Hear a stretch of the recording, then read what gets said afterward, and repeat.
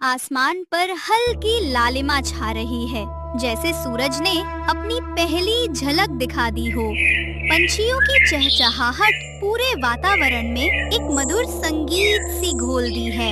तभी रास्ते पर रामू आता दिखता है, फटे पुराने कपड़ों में, कंधे पर लकड़ी की कुदाली लिए हुए। उसके चेहरे पर थकान तो है, लेकिन आंखों में एक अडिग जिद भी है। रामू, आज फिर इतने जल्दी जा रहे हो? कल तो रात भर खेत में ही थे। गौरी, अगर मैं मेहनत नहीं करूंगा तो ये खेत कैसे सुधरेंगे? बारिश का मौसम आने वाला है, जमीन को तैयार करना होगा। पर तुमने 2 दिन से ठीक से खाया तक नहीं। भूख से ज्यादा दर्द तो कर्ज का है गौरी। पहले वो उतारना है, फिर चैन से खाना भी खा लेंगे। हे भगवान, कब तक यूं ही संघर्ष चलेगा? मेहनत तो करता हूं, पर नतीजा वही, सूखा खेत और कर्ज का ढेर।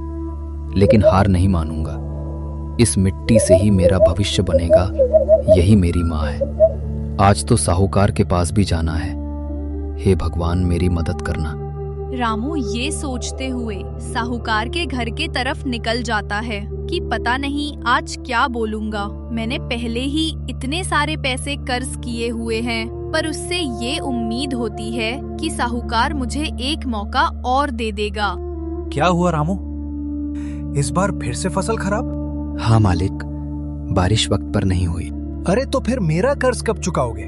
ब्याज तो बढ़ ही गया है। अब तो तेरी जमीन गिरवी रखनी पड़ेगी। मालिक, एक मौका और दे दो। इस बार कुछ अलग करूंगा। कसम खाई है गरीबी से लड़ने की। जब किस्मत ही फूटी हो तो मेहनत क्या करेगी?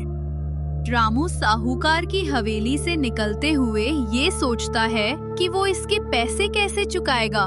सोचते सोचते वो एक जगह पर बैठ जाता है। तभी वहाँ पर एक कृषि अधिकारी की गाड़ी आती है। नमस्ते भाइयों, मैं सरकार की तरफ से आया हूँ नई खेती तकनीक बताने। हमारे पास साधन कहाँ? नई खेती कैसे करेंगे? साहब, अगर सिखा दो तो मैं कोशिश करूंगा। मेरे पास साधन नहीं, पर जज्बा है। यही तो चाहिए, लगन और मेहनत। अब तुम्हारा वक्त बदलने वाला है। अगले दिन खेत में अधिकारी और रामू साथ जाते हैं। अधिकारी रामू को अच्छी खेती करने की सारी बातें बताते हैं।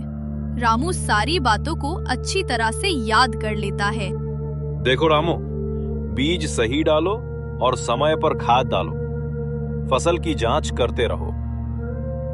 मैं सब याद रखूंगा साहब। इस बार खेत को जिंदा कर दूंगा।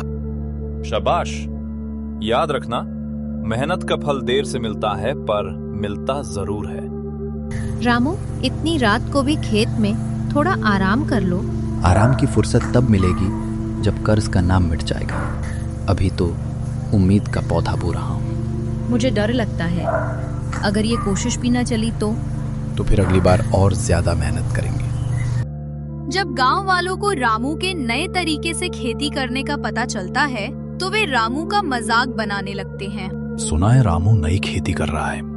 हाँ, और कहता है फसल दोगुनी होगी। अरे परला गया है वो। गरीब की किस्मत कभी नहीं बदलती। एक दिन यही लोग तालियां बजाएंगे। कुछ दिन बाद काले बादल छा जाते हैं, बिजली चमकती है, हवा का झोंका आता है, फिर तेज बारिश शुरू होती है। रामू और गौरी खेत में नाचने लगते हैं। गौरी देखो, भगवान ने हमारी सुन ली। अब फसल बचेगी।